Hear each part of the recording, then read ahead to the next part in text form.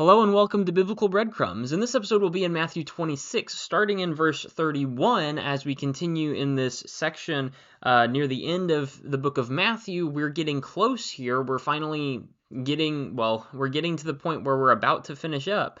But the story still has a bit to go. And so we're going to pick up here and we're going to keep going for another couple sections today. Last time we talked about the Last Supper and everything that happened there, how Jesus just commanded that there be a supper prepared for him and set up, and so it was, and they partook of that, and they joined together in that. And of course, he calls out that he will be betrayed and who his betrayer is.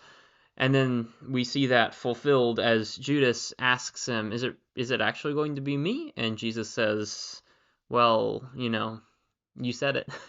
As legitimately as you're asking that question, because you know it's you, as legitimately as Judas is going to ask that question, Jesus is going to answer it, which is, of course, you know exactly what you're doing, and you apparently don't feel sorry about it at all. But then, of course, Jesus immediately then offers this, what we call the Lord's Supper, or the Eucharist today, the Thanksgiving, fancy word for it that I am a fan of. And Jesus offers this Lord's Supper while, at least in Matthew's account, Judas is still in the room. There is still this redemption that's being offered him if he wants to take it up. We'll see what he does with it. And I think next week when we get to it, we'll see what Judas actually does with that. But for the moment, they've gone out to the Mount of Olives, and Jesus and his disciples, his remaining disciples, or as Matthew doesn't tell us when Judas leaves, so just Jesus and his disciples, they've gone out to the Mount of Olives, and that's where they're going to spend their last few moments together. So Matthew 26, let's start reading in verse 31. Then Jesus said to them, "Tonight all of you will fall away because of me. For it is written, I will strike the shepherd, and the sheep of the flock will be scattered. But after I have risen, I will go ahead of you to Galilee." And Peter told him, "Well, even if everyone falls away because of you, I will never fall away." "Truly I tell you," Jesus said to him, "tonight, before the rooster crows, you will deny me 3 times. "Even if I have to die with you," Peter told him, "I will never deny you." And all the disciples said the same thing. And then Jesus came with them to a place called Gethsemane, and he told the disciples, "Sit here while I go over there and pray."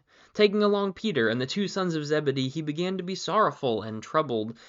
He said to them, "I am deeply grieved to the point of death. Remain here and stay awake with me." Going a little farther, he fell face down and prayed, "My Father, if it is possible, let this cup pass from me, yet not as I will, but as you will." Then he came to the disciples, and he found them sleeping. He asked Peter, "So couldn't you stay awake with me for 1 hour? Stay awake and pray that you won't enter into temptation. The spirit is willing, but the flesh is weak." And again a second time he went away and prayed, "My Father, if this cannot pass unless I drink it, your will be done." And he came again, and he found them sleeping because they could not keep their eyes open. And after leaving them, he went away again and prayed a 3rd time, saying the same thing once more. Then he came to the disciples and said to them, "Are you still sleeping and resting? See, the time is near. The Son of Man is betrayed into the hands of sinners. Get up. Let's go. See, my betrayer is near." In this section, Jesus is talking with his disciples, and he has told them on multiple occasions before, he has told his disciples that he will die, that he will come back, right? He will come back and see them again, but he will die. This is an unavoidable fact that he is just going to have to face. He is going to die. He promises that. He promised that many times, several times at least throughout the text of this. Hey, he will die. That is the solid fact that is going to happen. But it's okay, because it's not just that he will die, he also constantly has been promising that he will rise.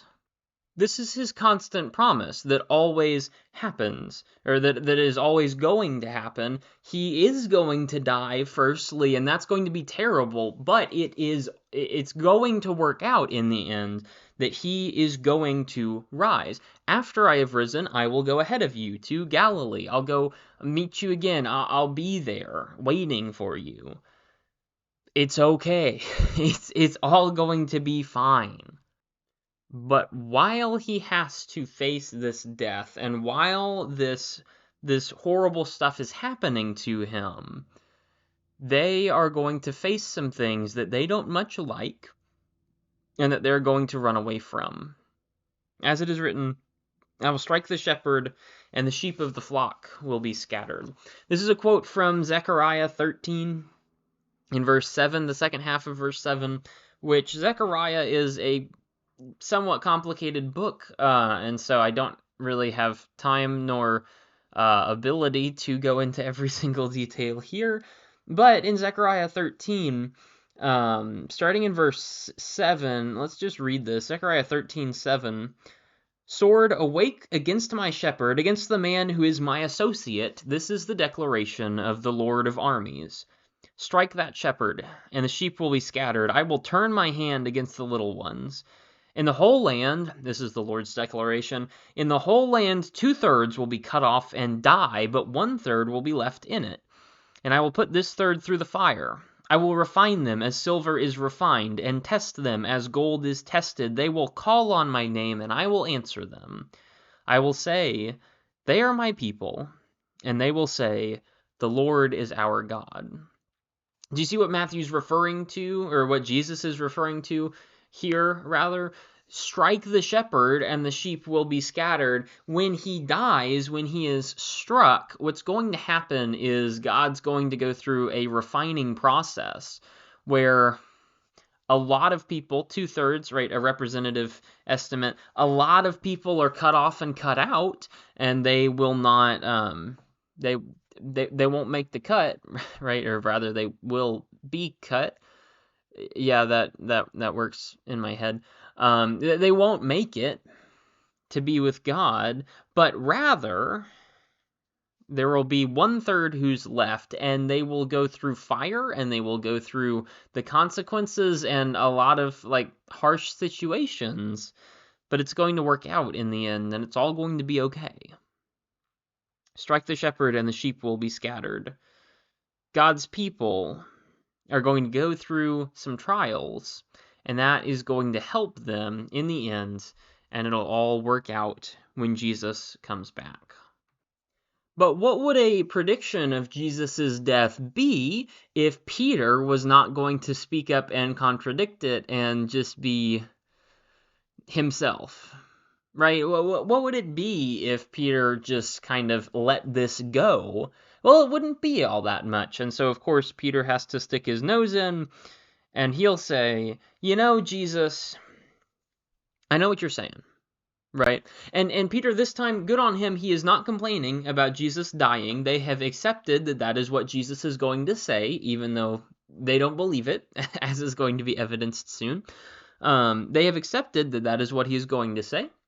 Okay, fine. We'll let that pass. But what Peter complains about is, Jesus, you say that everyone's going to fall away, but obviously, with you being like the Son of God and all, you must not know how I work, because I'm great, and I would never leave, because I am so faithful and so loyal, and I'm just better than all of them, I guess, and I'm more faithful to you than even you think I am, even though you're God, right? Does Peter know that Jesus is the Son of God? He's the one who admitted it all those chapters ago. He's the one who brought that to the table. Jesus didn't even bring that up. He had asked, who do people say that I am? Oh, a bunch of different human beings. Cool. Who do you say that I am? And Peter says, God. And Jesus says, yeah, that's a pretty astute answer. And then immediately Peter denies that God knows what he's talking about, when he denies that Jesus is speaking the truth. And here it is again. Jesus says, Peter, all of the disciples will walk away, and Peter says, God, I don't think you know what you're talking about, because I'm better than they are, and I would never leave. So Jesus says, you know what? Just because of that,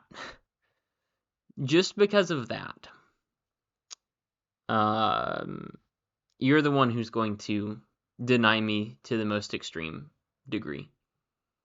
Because you're so prideful and you're so arrogant and you think that you are so much better than everybody else.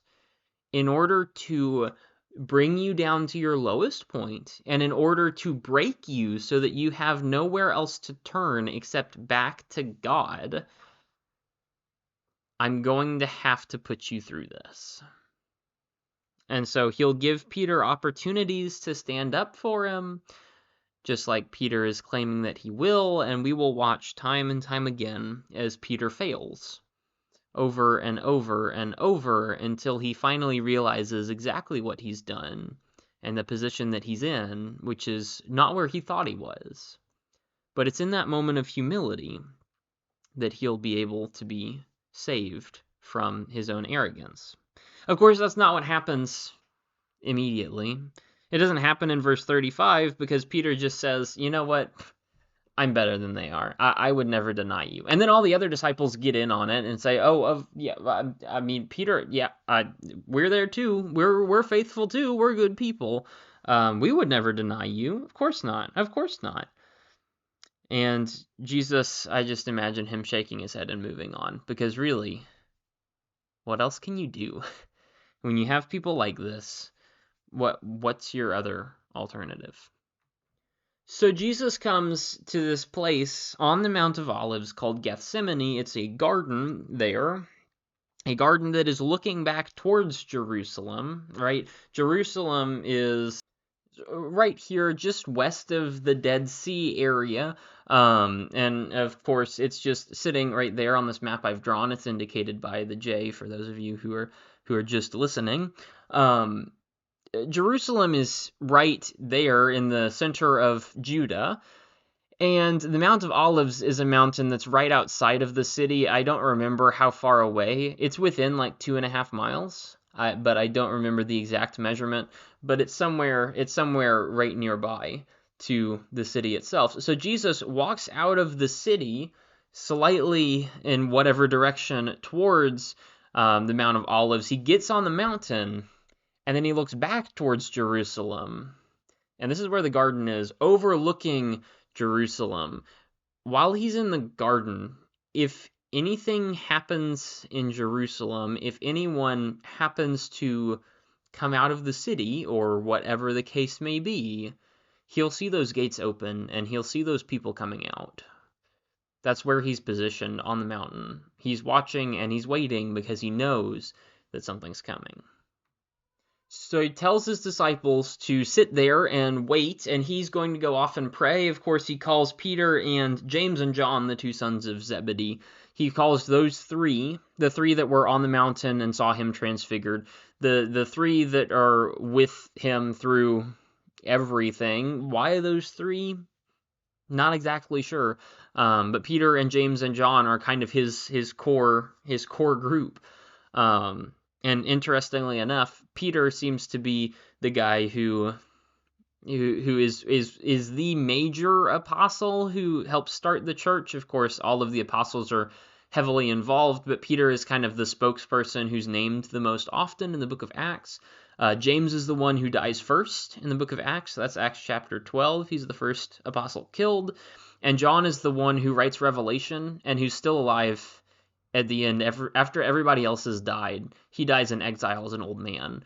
And so Peter, James, and John are all very primary leaders in some form or another in the early church. Intriguing that would happen, probably, I assume, because they were with Jesus a little bit closer than everybody else was.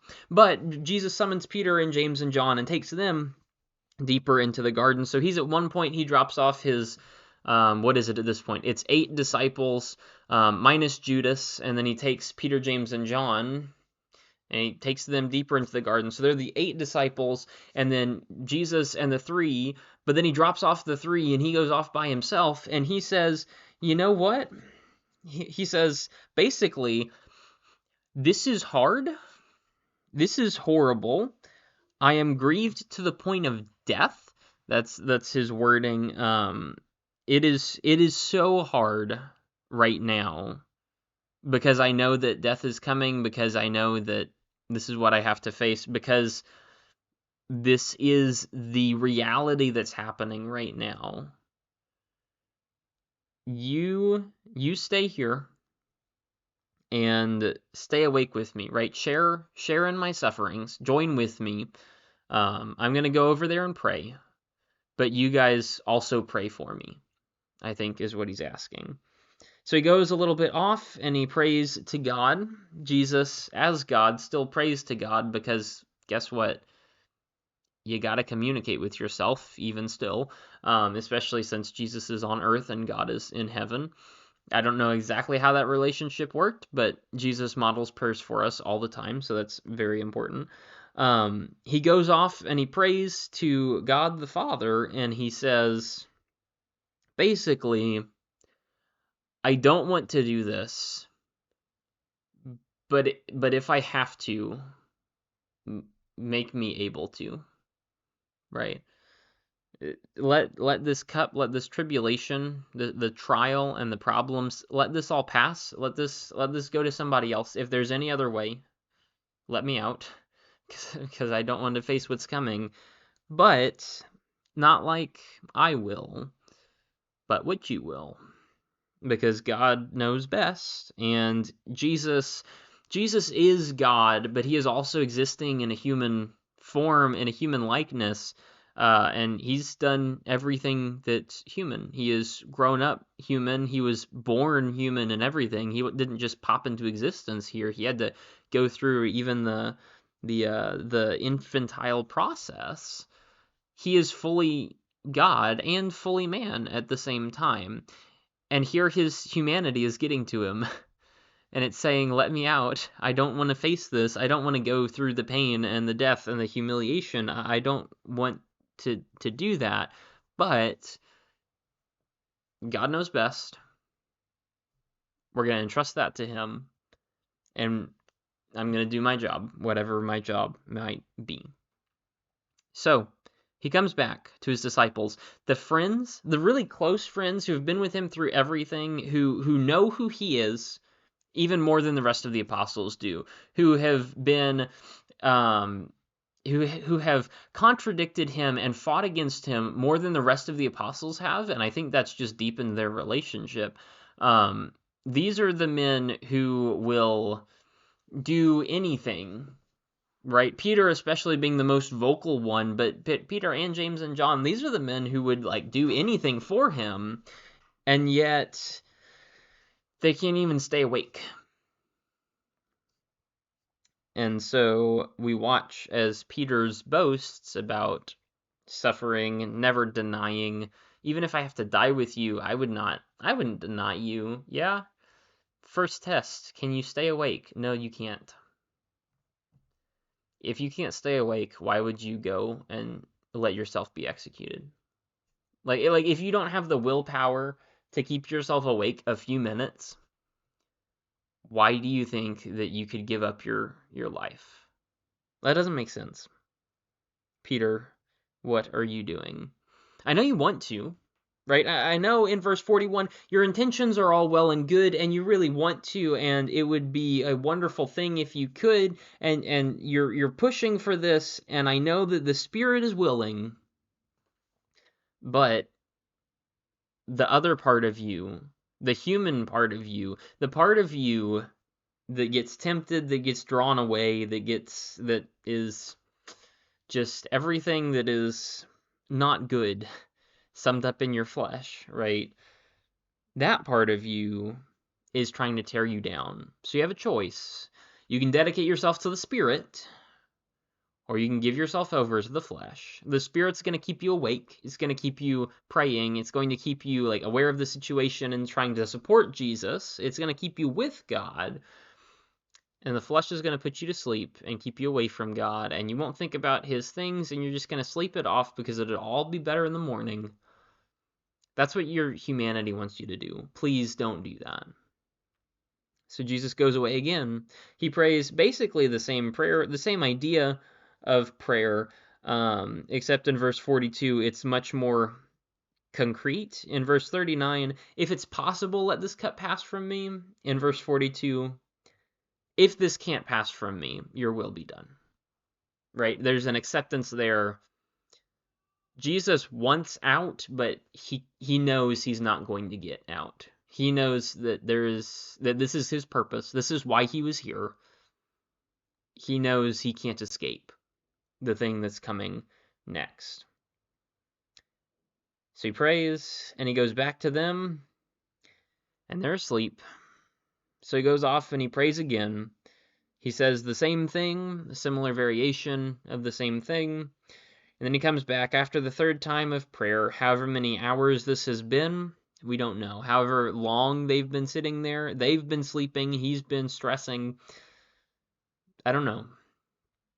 But Jesus comes back in verse 45, and you can hear it in his voice. He's resigned. He knows what's going to happen, and he is going to see it through. Are you still sleeping? The time is near. The Son of Man is betrayed into the hands of the sinners. So get up and let's go. You guys have failed. Sorry.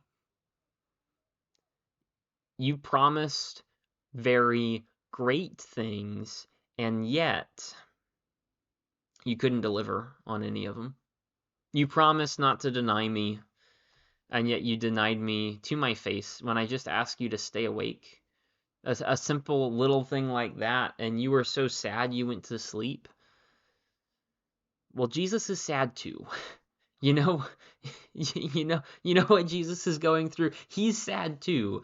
And yet these men are, instead of sympathizing with him and even caring a little bit and trying to help their friend through the tragedy and the trauma that's about to happen, they're just sleeping and benefiting themselves. And it's all about them and their pride and nothing good.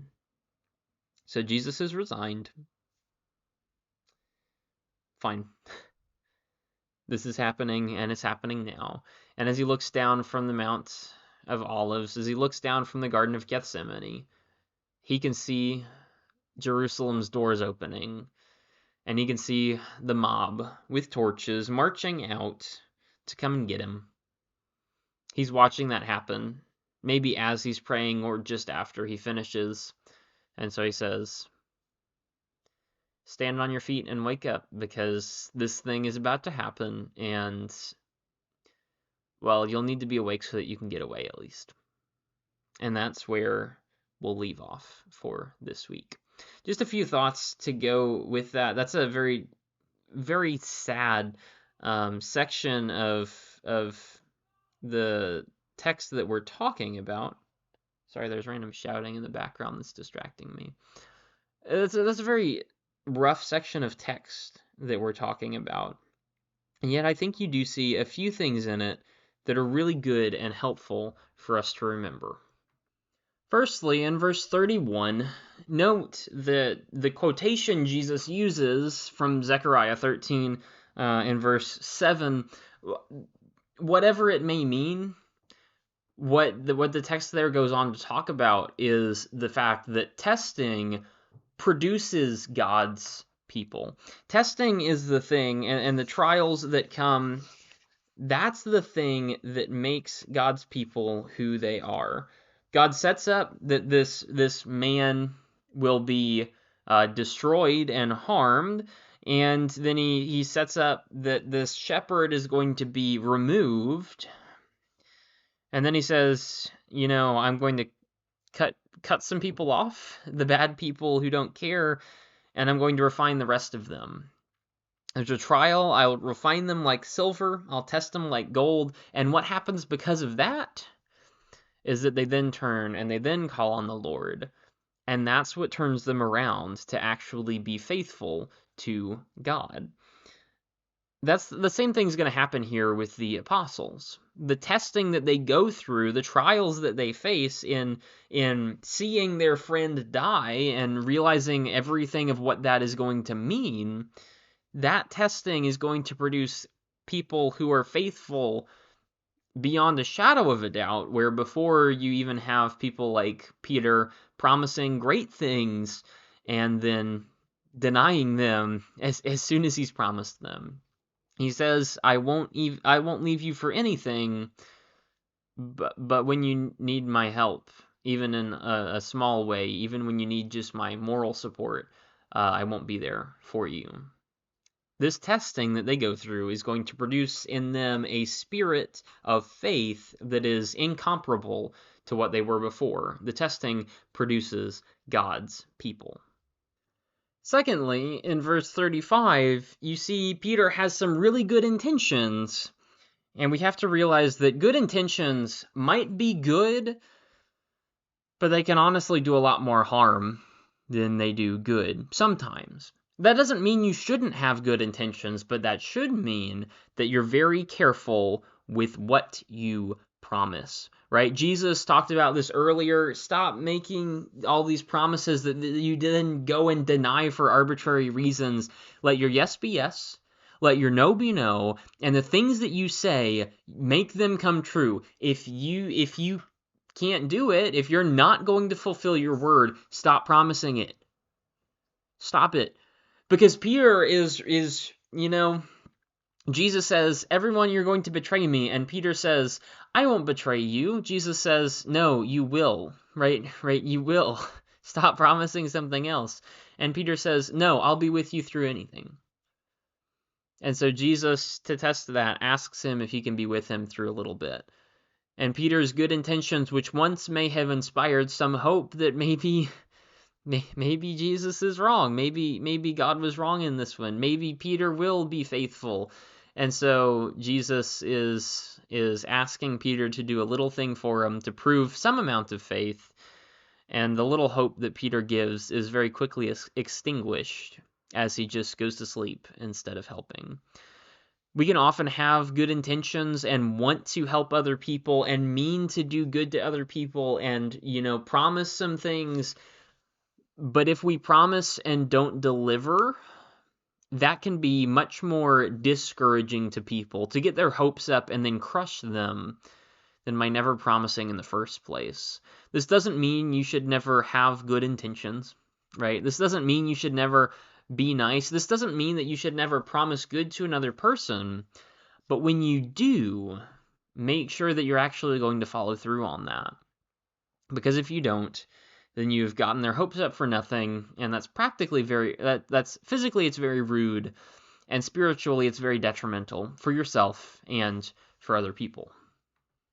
Thirdly, then, what you have to realize is that in verse 41, Jesus says some of the truest words that have ever been spoken.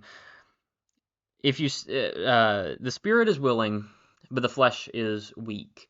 In other words, you might want to do good, but you can't. So what's the solution for that? Is earlier in verse 41, stay awake and pray so that you won't enter into temptation. The truth is, there is no good. There's no good without God. You can be good, you can be a nice person, you can be morally pretty upright, you can be just generally a good person that people like. But you can't be truly good without God, right? You can really want to do the right thing, but if you don't have God on your side, and if you're not relying on Him, are you really going to? Probably not. The odds are probably not. And so there may be some extent to which you do some good, but in reality, who is good but God alone? No one is good but God alone. That's what Jesus says. Why do you call yourself good? Right? Do you really think you're that good? Think about it, because your moral record is not spotless, and God's is. So morally, the good one here is not you, it's God. I mean, relatively, you might be better than other people, but that doesn't mean anything because you're not judged based on other people. You're judged based on how you measure up to God's image, which is the entire point of your existence. That's a big philosophical concept that we should talk about in a different setting.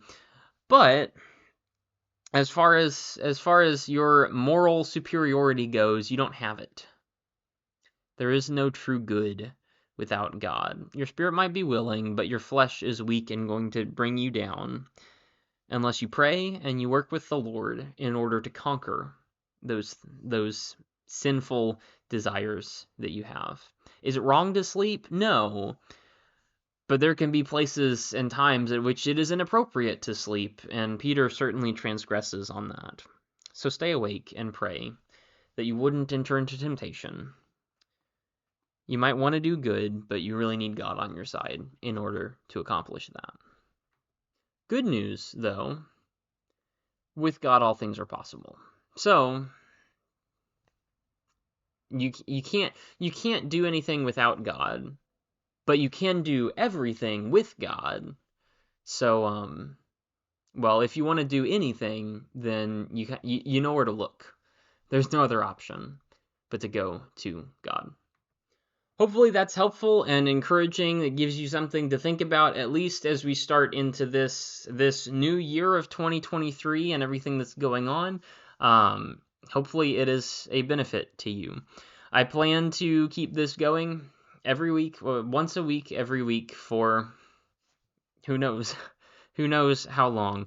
We'll get to the end of Matthew within, I don't know, by March, during March, somewhere in there. I'm not exactly sure how long it'll take, but we'll get to the end of Matthew at some point, and then we'll move to something else. And I don't know what that is yet, but I will keep you updated if I have thoughts on it, or if you have thoughts on it, by all means, just let me know. Send me an email or something. My email is should be in the description for this podcast or on the YouTube channel. And if you have suggestions about where to move after we get done with this eventually, which it'll be a while before we're done with Matthew, but if you have thoughts on where you would like to go next, by all means, let me know, and I would be glad to accomplish that. Thanks for listening. Hope you enjoyed. Hope you found something beneficial in there for you, and I'll see you on the next episode of Biblical Breadcrumbs.